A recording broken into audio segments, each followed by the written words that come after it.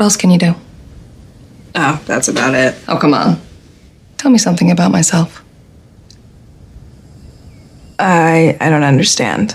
You can sense things in blood. Use that and tell me about me. Please, everyone listening, if you're sleeping on Gen V, wake the heck up, because this show is good. It is good. Yeah. It is exactly what you want a spinoff to be. Mm-hmm. It is not a derivative of the main show, of the original show. It is a living, breathing story that is just so happens to occur in the exact same universe. So you're playing by all the same rules. Yep. and it's also like, I don't know the writing situation, but to me, there might be two different writing staffs. There may be one, but it says a lot, the fact that I can't really tell too much of a difference between the writing.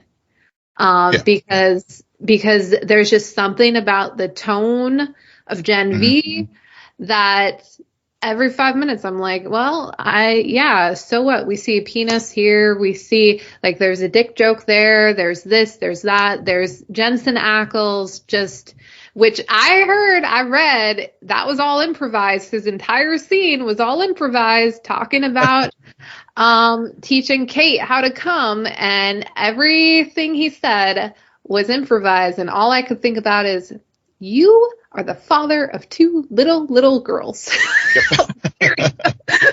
Yeah, I have to say, so with episode 6 Jumanji, I saw, given that we started Gen V, I think a week back from the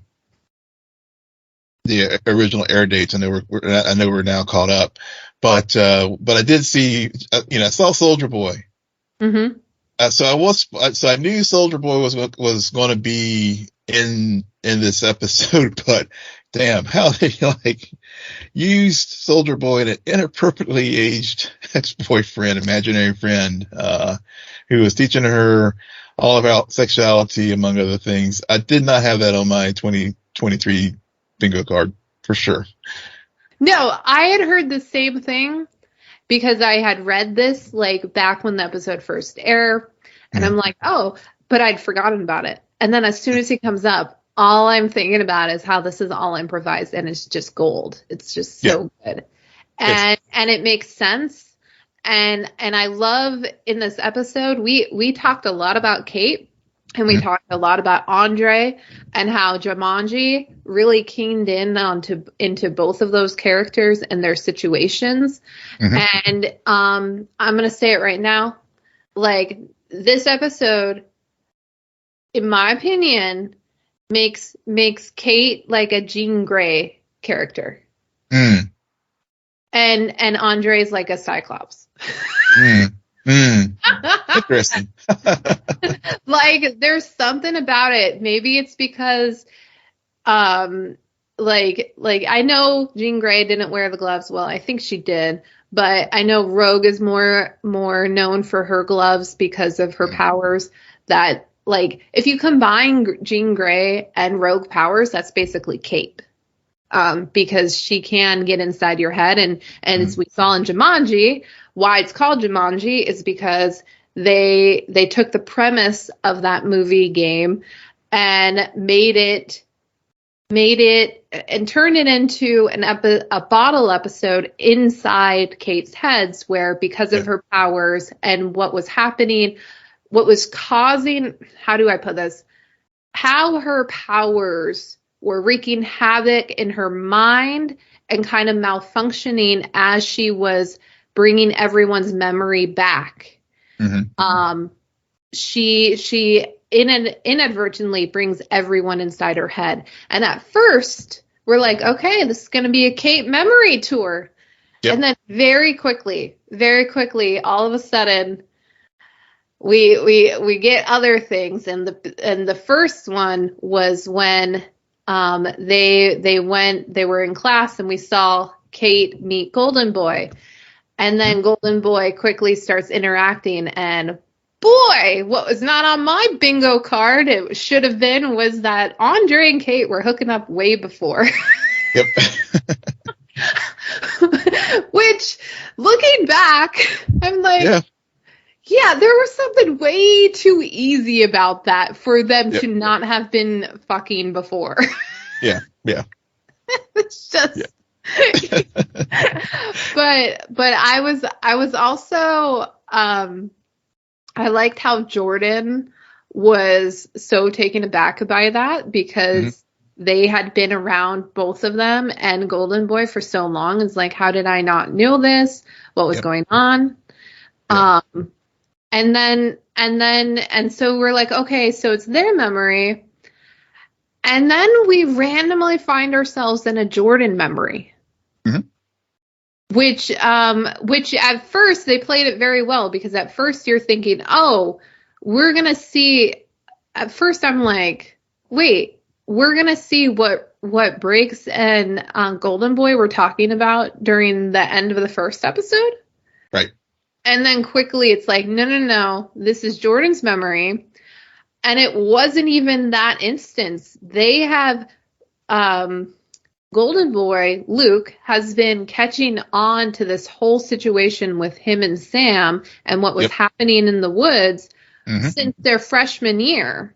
So this was long before, and unfortunately the memory is from Jordan, because they essentially put Luke to sleep and then were rewarded for that by becoming Brink's TA. Yeah.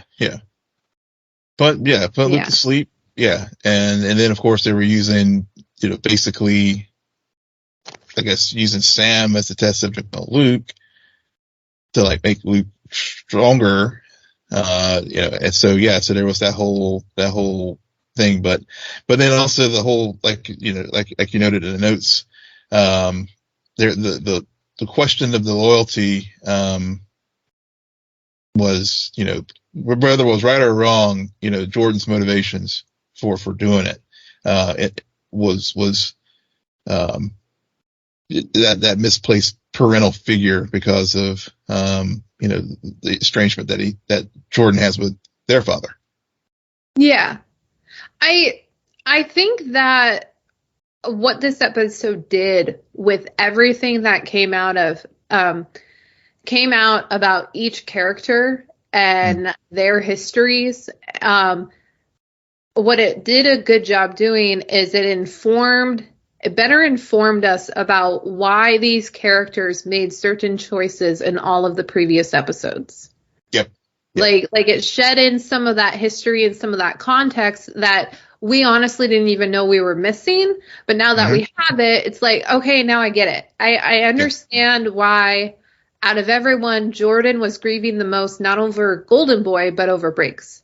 Yeah. And why the fact that they're gone, they're even more vulnerable, but there's a lot of guilt too, about, and now seeing and understanding more about the school and what their choices have allowed to happen. It's like, there's even more guilt. And it makes a lot more sense about Andre and all of the different emotions he's feeling.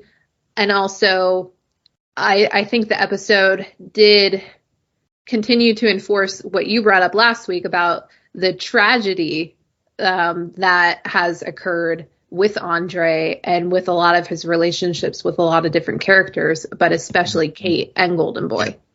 Yeah. Yeah. And with Kate, like, yeah, she, I hope nobody like misinterpreted my stance last week. But you understand, like, we see her after what happened to her after she sent her brother away. Yeah. And the cruelty that she was exposed to, and why freaking Shetty is able to do this manipulation to these kids, because she knows it. She knows the tragedy, and she knows how to say the right things to get these kids to trust her. And suddenly she's allowed to be the mother figure that didn't want them, and step into that role. Yeah. And we'll definitely be talking about Shetty later. Yeah, Shetty's a shitty person, but yeah, well, is she? I mean, think about it. In this of the world, she's not a Homelander. Like, Well, let's true.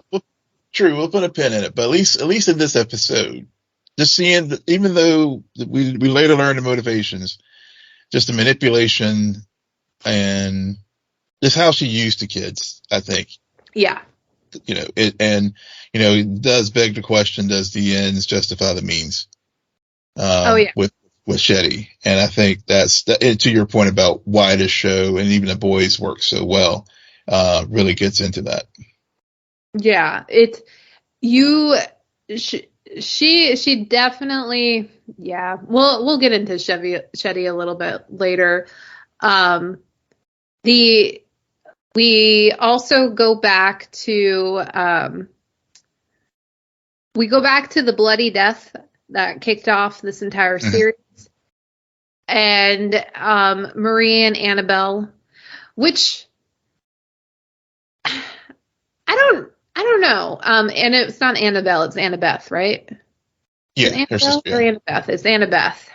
Yeah. So, which we already knew, but they just wanted Annabeth there. And it didn't feel, to me, Marie's situation felt more like a nightmare.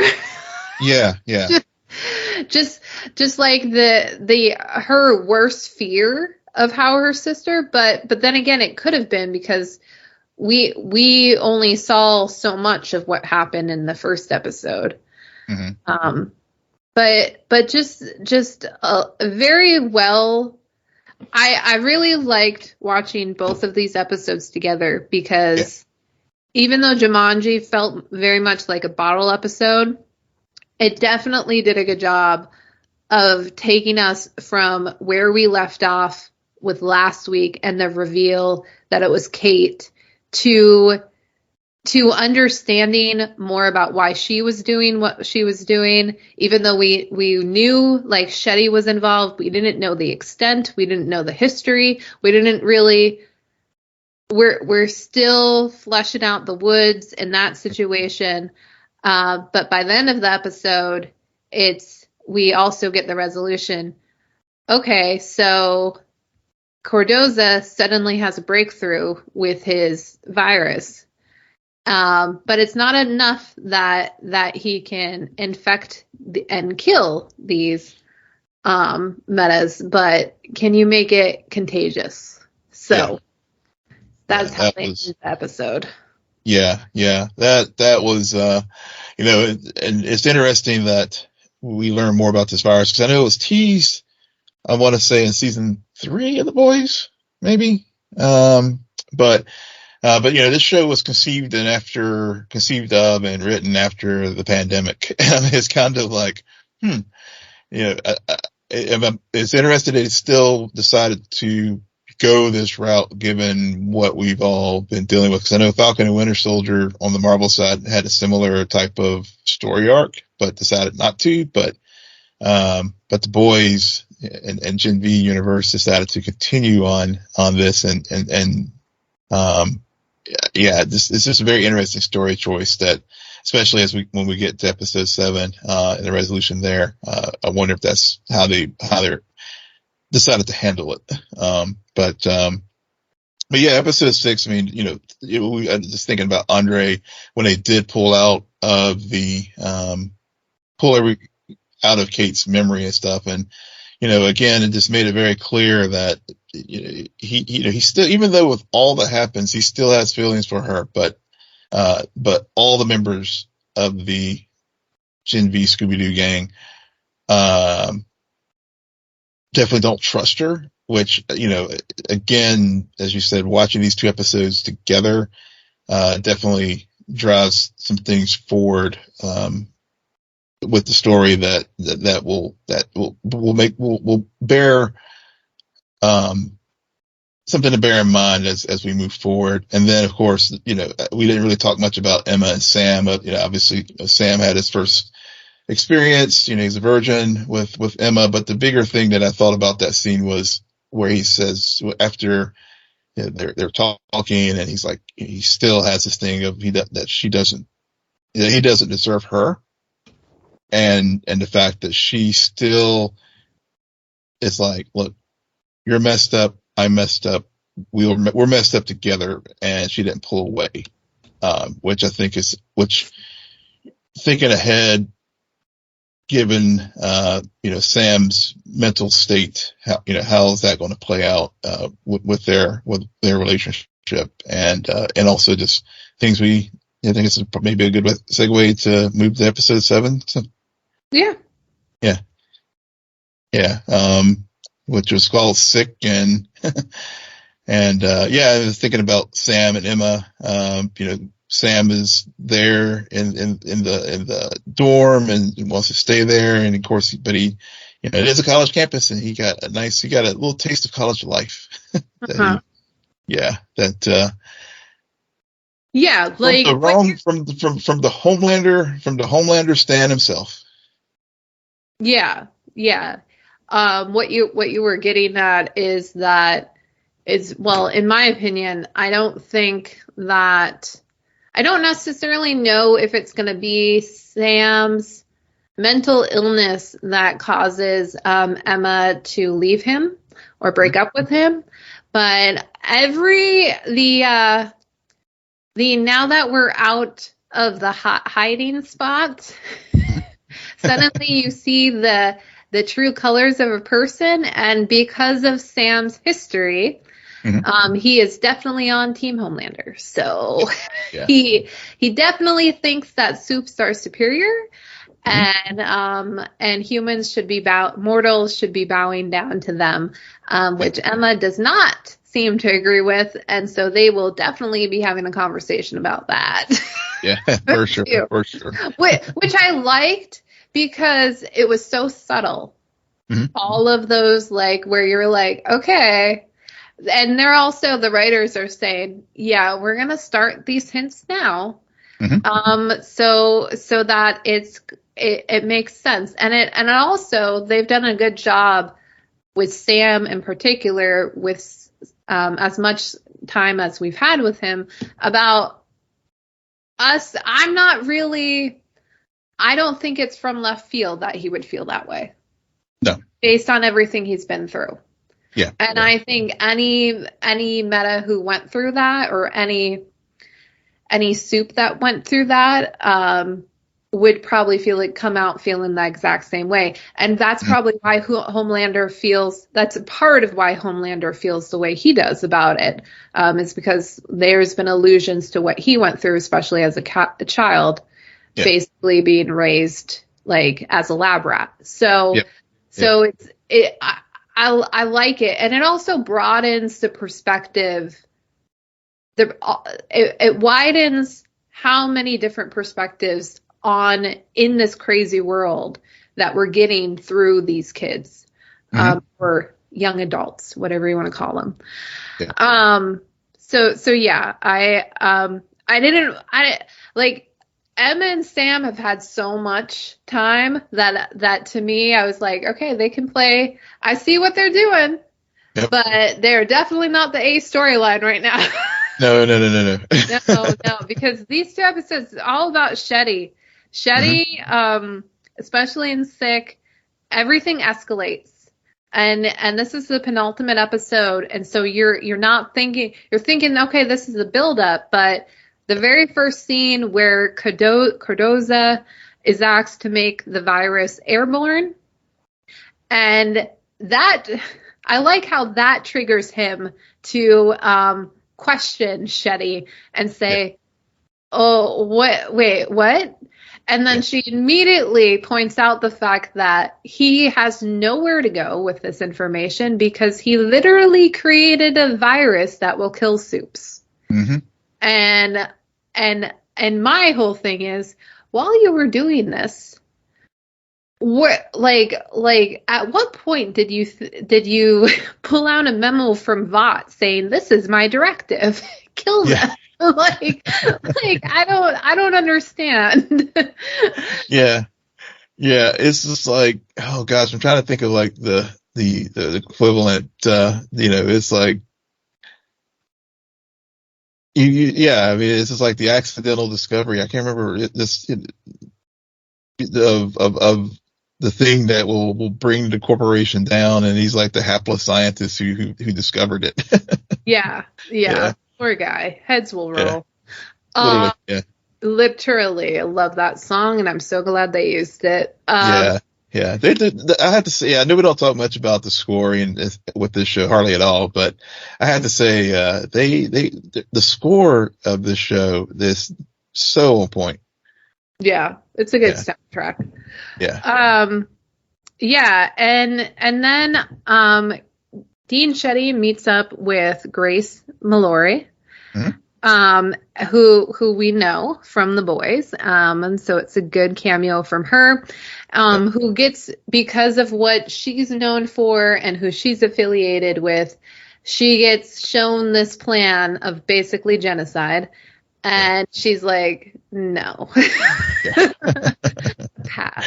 Yeah. And also, we're watching you because this is freaking crazy.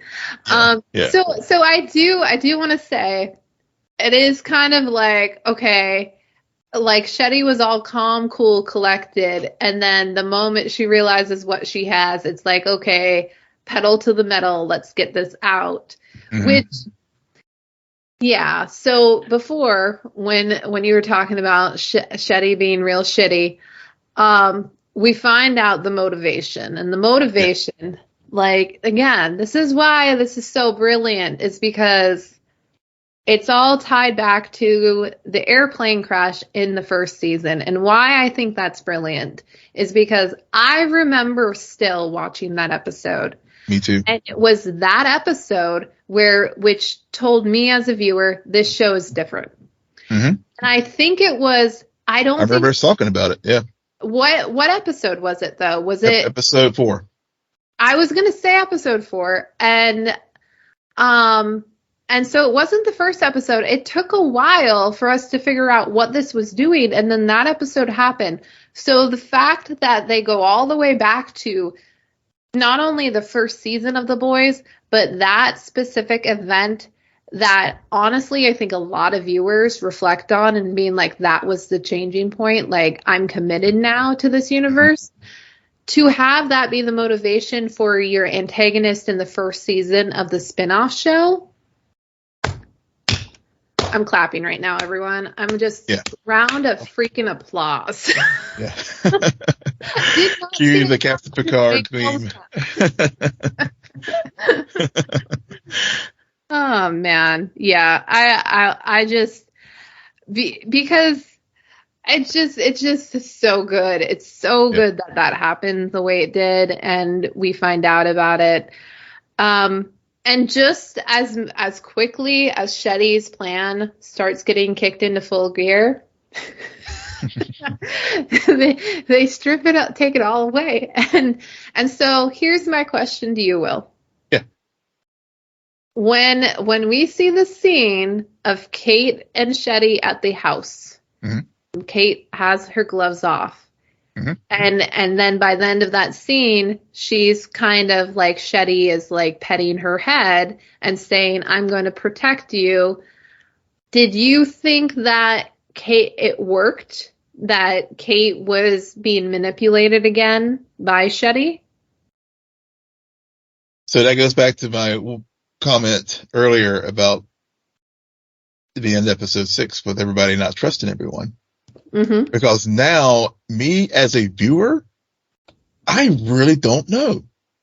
Yeah. I honestly, I was like, because when that all played out, when the rest of the gang did show up at the house, I was sitting there, I was so conflicted. Like, is this all of Shetty's game to like get, and that she and Kate plotted this out and all?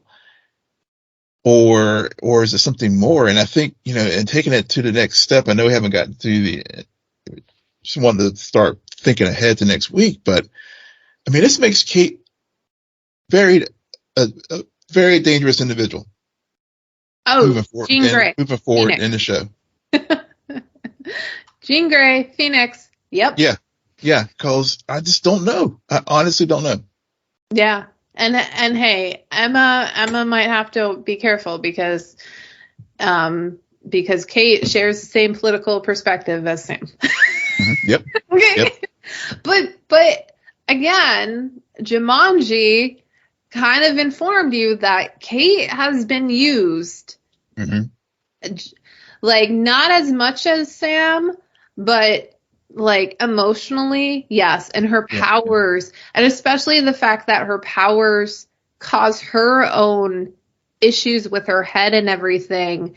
Like, there's ramifications for overuse and the way they were using her. Mm-hmm. Yeah. No, very dangerous.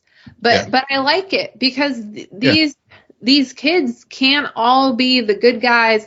But I also, there is love there. There is friendship there that they are navigating a very precarious situation with this because some of them share really long histories. Some of them are new, but also identify with each other due to their own personal tragedies. And so they've done a very good job of making us believe that these are friends. These are lovers. Mm-hmm. But they're also freaking powerful, and they can't always be trusted because at the end of the day, people are they're still young enough to just look out for themselves. Yeah. So it's very interesting, but in that moment, so where and the great point, I didn't think about it in that way, but yes, the writers in Jumanji set it up so you as a viewer we're on the fence about, okay, is Shetty in control in this situation or is Kate? And nope, Kate is definitely in control. Definitely in control. Gloves are off. Gloves are off, literally, yeah. And Shetty just slits her own throat. But what I did not see coming was to take it one step further. It wasn't enough for Shetty to slit her own throat. Nope, because we got Marie around. Mm-hmm. And so Kate prevents her from helping. And beautiful acting by the actress who plays Marie and asking for, you gotta just let me do this. And it was like, nope. I mean, actually from both of them, that was so done. Cause you could see it from both of their perspectives, the pain that was going on. Yeah. That was a powerful scene. And, cause especially when they were like intercut the Shetty and Marie's mother and everything about that scene. And again, but even so, and even though you're right, I think Kate is in control at that point, and why it makes Kate really furthers my point why Kate is so dangerous is because that power that she has. I mean, she can control and warp minds, and we've seen, they've sprinkled all throughout the season how it can be utilized. Mm-hmm. But then when we see it fully manifest itself, and she's now off the pills that Brink and Shetty were giving her to keep her somewhat under, compassionate control, to use Cardozo's term. Now it's just like, oh fuck. I mean, all bets are off now. And especially as we know, with Newman being on campus and the MAGA soups, factions, are clearly, we know where they stand, and now potentially have another powerful individual in Sam on their team, because because they set it up well with the bonding there in the dorm, but then when they get to the rally, I guess the candidate forum there in the student union, and the students start sharing, that one student makes the point, we're superior. And like you said, I mean, that resonates with Sam because of what he's been through. So, I mean, all bets are off as far as we move forward. Yeah. To go back to Newman and probably the last point really of this episode for me is this is the Newman episode where we see her cameo. We called it last week, spot on. She was the benefactor that's revealed, and it's because of her similarities with Marie, where we learn something more about Marie's powers and that she's able to sense Gen V in people's blood. So she's able to figure out pretty quickly that Newman herself has Gen V in her blood. And I like what they're doing with the power set of Marie, because we still don't know fully what the extent of her powers are. Mm-hmm. And she definitely is given the powers to both save and kill people, to play God. Go figure. Mm-hmm. And also I'm just going to point it out because I always point it out. We still don't know the extent of Jordan's powers. We don't. Clarification there too. Thank you. Yep. But we get Newman. We get a great scene between them. Finally, an adult we can somewhat trust. Somewhat. You can only trust like trusting characters and people within this universe. Always been a challenge. Always.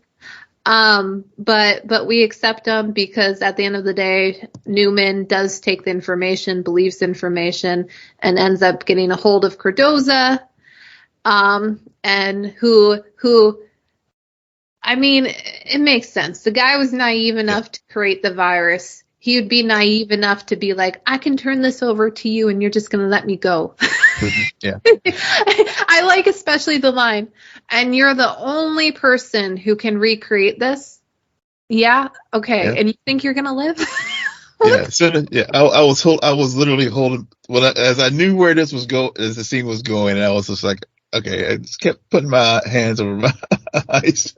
I think I might have even said your head will roll like before the song started playing. I was just like, his head is gonna come right off. It's gonna come right off. But that was the ending of the episode, and that is why this ending and the ending of Loki episode 4 is like so parallels one another, because for in terms of this season, we've wrapped a lot of stuff up. I mean, the virus is in Newman's hands. Like, what's remaining of it? We know what the woods are, but so now I can only imagine with episode 8, it's gonna be, oh, you think we wrapped everything up, but we left these threads, and you'll find out where they go next season. Yeah. Like they're and set up for next season. So I like this approach of, instead of dividing your season finale into wrapping things up, here's an epilogue and preview for the next season, we're going to do that in the penultimate, and then the full last episode is just going to be a big tease for the next season. Yeah. And also the penultimate, like, clearly sets up some things for The Boys season 4, like, with Newman, having this virus, and we know Newman and her relationship with Homelander, as far as, how antagonistic they are. And also now she has a +1 that she can use, and with the powers, and, thinking about, and you're right. I mean, the episode, thinking about going back to Marie and Newman real fast, and how it kind of sets things up too. And one of the things I thought about with this show, and is, it's set on the college campus. It's young, you have the idealism of youth with these characters, and how your worldview at that point is completely more idealistic, more maybe utopian, and then, but as we've seen, as these characters have gone through this season, we're seeing how they are now, getting more like the boys characters, where they're, more jaded, more cynical because of the shit that they've been through. And so, so these shows really do complement each other very, very well, in that regard. And especially with Newman and Marie's speech, really coloring that, because Marie was like thinking, I have the secret about this virus and I can use it, and, I have a platform. And Newman was like, no. Where your power comes is being the first black woman in the seven, and having that type of platform. And it's that cynical nature of like utilization of power, in this case, to better, make sure that the Supes do continue to have their supremacy. Mm-hmm. So it's just very, very smart the way that they, because, the Sams and the Rufuses of the world think it's just, it's the blunt force of power, the Homelander way, just cutting, sawing someone down, or letting the plane crash like that he did. Yeah. Newman's, yeah. Newman's more surgical with it. And I just really like the way that they're setting that up. And they really, Newman's speech to Marie really drives that point home. You can be blunt force with it, or you can be very surgical with it. And I thought that was, I really liked, I thought that was a really powerful moment, the way the episode ended. Yeah. And just to point out, the three characters, Sam, Rufus, and Homelander, are all white males. Yep. And then Newman and Marie are minority females. Mm-hmm. So, and we're not like, it amazes me that with both of these shows, when we're talking powers, some of these characters have powers. Yeah. But it's not necessarily that power we're always talking about. It's the political power. It's the leverage of, I have this to make you do what I want. It's leverage. It's different than just talking about people with powers and superheroes. So it is just so well written. Again, I would love to know if it's one writing room for both shows, two writing rooms who just so happen to like mind meld every day, because I can't tell the difference. If they switch, they're like, you're going to write this show and I'll write this show. Got it? Cool. And then Tuesday we'll go back. It's like the viewers can't tell, which just says so much, and is why people have said that this is arguably the best shared universe we've seen, is because they're going at the same level, and it's so consistent. So shout out to them. Very happy that they're getting season 2. Well deserved. That's definitely shout out to, like I said, to the writers' room, Eric Kripke, showrunner for both. Chef's Kiss, great season. And I have no doubt that the finale is going to stick the landing, but also, we may be like one of Newman's victims here and have our minds and heads blown off. Yeah. And also on that note about Eric Kripke, some people are saying like Gen V intentionally has moments of being written like a CW show. Okay, the guy comes from Supernatural, creator and main writer of Supernatural, like first 5 seasons. So 1 + 1 = 2. I hope people understand that. Supernatural, very popular, very long running show on the CW. Thank you very much.